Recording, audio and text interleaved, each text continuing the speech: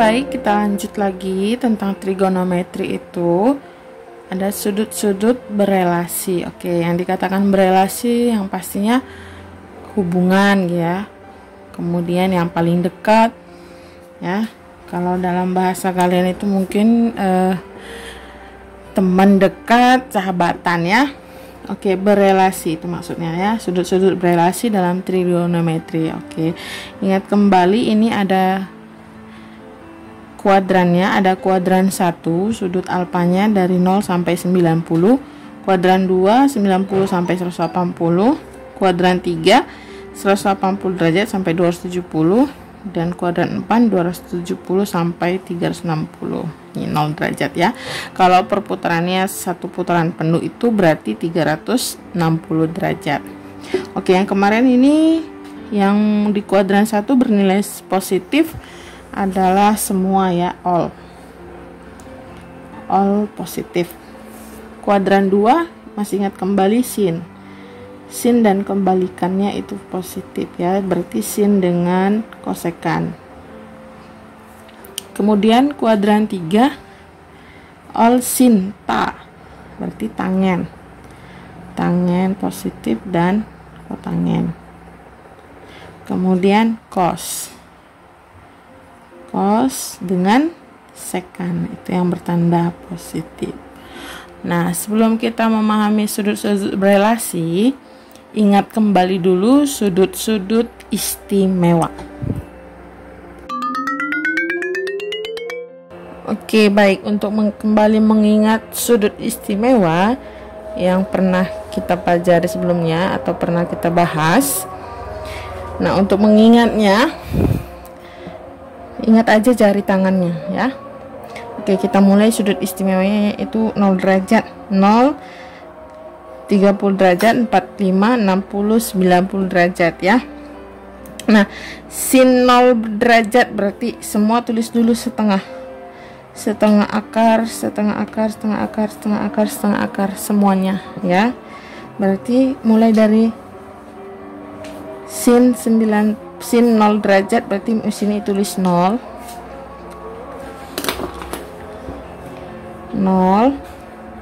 kemudian 30 berarti setelah 0 1, kemudian setelah 1 2, 3, 4. Nah, untuk cosnya bagaimana? Kalau ini tadi sinnya, nah untuk cosnya bagaimana? Tinggal dibalik aja. Kalau ini dimulai dari nolnya itu jempol, berarti nolnya dimulai dari yang kelingkingnya. 0, 1, 2, 3, 4. Oke ya, jadi mengingatnya begitu. Nah, sekarang kita isi tabelnya. Sin 0 tadi berapa? Berarti setengah akar 0. Akar 0 berapa? 0 dikali setengah 0. Cosnya berapa tadi? Setengah akar 4. Akar 4 2. Setengah kali 2 1. Nah, tangen itu apa? Sin dibagi cos. 0 bagi 1 0. Nah, 30 tadi 0, kemudian 1 setengah kali akar 1. Akar 1 1, berarti sin 30 setengah dikali 1. 45 berarti setengah akar 2, tulis setengah akar 2. 60 setengah akar 3. 90 setengah dikali akar 4. Akar 4 itu berapa? Akar 4 itu 2 ya, berarti setengah dikali 2 1. Nah, cosnya banyak tadi 30. Cos 30 setengah akar 3. Ini setengah akar 2. Ini berapa? Setengah. Cos 90 setengah kali akar 0 ya, 0. Tangen itu sin per cos, berarti ini setengah dibagi setengah akar 3, yaitu 1/3 akar 3. Untuk 45 derajat, setengah akar 2 bagi setengah akar 2 1. Tangen 60 setengah akar 3 dibagi setengah akar 3. Tangen 90, 1 dibagi 0, tak hingga. Oke, ini cara mudah mengingatnya ya. Ingat ingat 5 jarinya. Itu tadi. Semuanya dibuat setengah dulu. Dimulai dari 0, 1, 2, 3, 4. Untuk kosinus kebalikannya. Ya, kebalikannya. Oke. Nah, untuk tangen itu sendiri adalah sin per cos. Oke, semoga mudah untuk mengingatnya. Kita kembali lagi ke sudut berelasi. Oke, kita kembali lagi ke sudut berelasi, comeback ya. Setelah tadi kita bahas tentang sudut istimewa, dan ini ada juga dituliskan kembali tabelnya sudut istimewa dari 0 sampai 90 derajat. Tadi kan kita sudah ingat ya. Oke, nah kita lihat kembali sudut berelasi di kuadran 1. Oke, nah untuk saat ini kita membahasnya dulu, yaitu sudut-sudut berelasinya itu di kuadran 1 bagaimana ya. Nah, kita mengambilnya itu ini sudut dari sumbu X ya, perputarannya dari sumbu X. Jadi perputarannya nanti bisa dari sumbu X, bisa dari sumbu Y, tapi saat ini kita membahasnya dulu perputarannya dari sumbu X. Nah, sumbu X itu berarti kan dia di sini ya 0 derajat ya. Nah, kalau kita ambil di sini alfanya misalnya 30 derajat. 30 masih di kuadran 1, iya. Berarti 0 ditambah alfa. Alfanya tadi 30 derajat. Berarti 0 tambah 30, 30. Berarti relasi di kuadran 1 otomatis juga 0 ditambah alfa ya. Seperti sudut istimewa itu juga ya. Oke. Nah, di kuadran 2. Di kuadran 2 lihat. Tadi kita katakan perputaran sudutnya dari sumbu X kita ya. Nah, sumbu X-nya di sini 180 derajat ya. Nah, berarti alfanya bagaimana?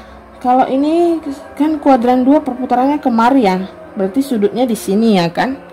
Nah, berarti perputarannya searah atau berlawanan dengan jarum jam? Searah jarum jam berarti yaitu negatif ya. Berarti ini 180 dikurang alfa. Itulah dia untuk relasi di kuadran 2. Oke. Nah, di kuadran 3 relasinya bagaimana? Di kuadran 3 otomatis ini sudutnya ya 180 sampai 270 ya. Nih. Nah, perputarannya bagaimana terhadap di sumbu X? Dia berlawanan atau searah? Dia berlawanan arah ya, berlawanan arah, maka dia positif, tambah 180 ditambah alfa, 180 derajat tambah alfa. Oke, kuadran 4 mana X nya? Ini ya 360. Berarti kan kuadran 4 itu ini ya, sudut daerahnya ya, sudutnya. Berarti dia searah atau berlawanan jarum jam? Dia searah atau berlawanan? Searah. Berarti sudutnya itu 360 derajat dikurang alfa. Ya. Oke, bisa dipahami kira-kira? Oke, kita akan lanjutkan contoh soalnya.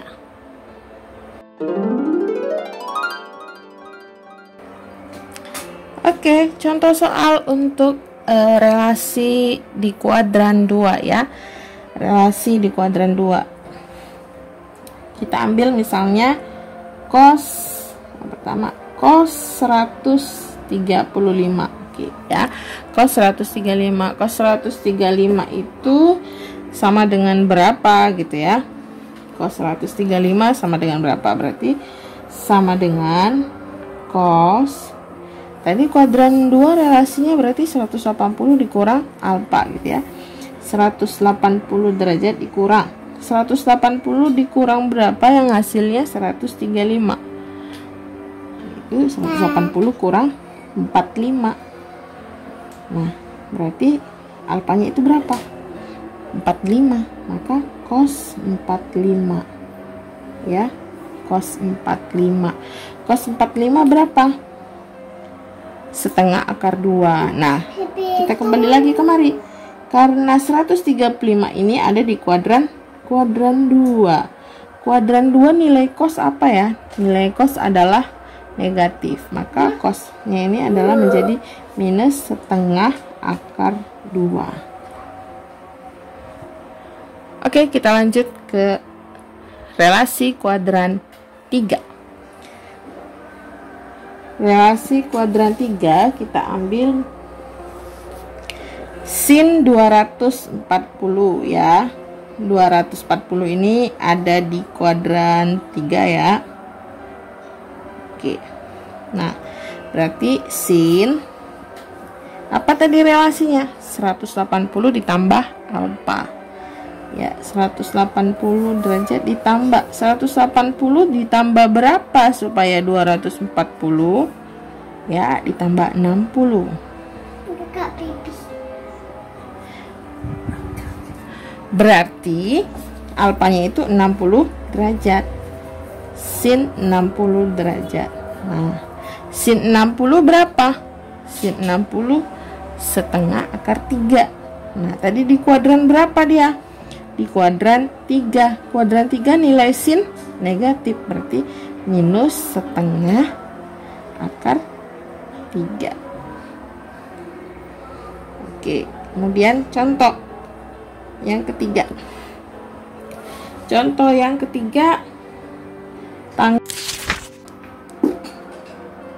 oke, lanjut ya. Di contoh 3 tangen 300. 300 ada di kuadran 4, berarti dia pakai 360 derajat dikurang alfanya ya. Berarti tangen 360 dikurang berapa yang hasilnya 300, berarti dikurang 60. Tangen 60 akar 3. Nah, karena di kuadran 4 nilai tangen berarti bertanda negatif, berarti minus akar 3. Nah, sin 150 ada di kuadran 2 ya nih, 2 dan 2 berarti relasinya 180 dikurang alfa. Maka sin 180 dikurang berapa hasilnya? 150. Berarti dikurang 30.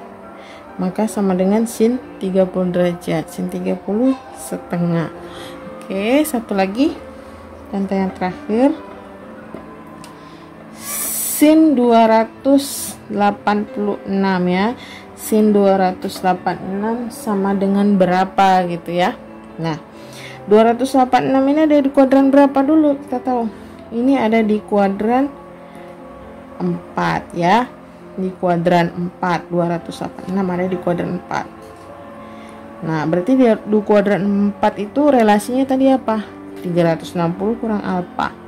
Berarti sin 360 derajat dikurang berapa hasilnya? 286.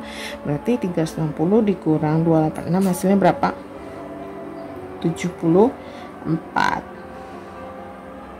Oke, berarti ini alfanya 74, berarti sin 74 derajat. Nah, di kuadran 4 nilai sin apa? Negatif, berarti minus sin 74.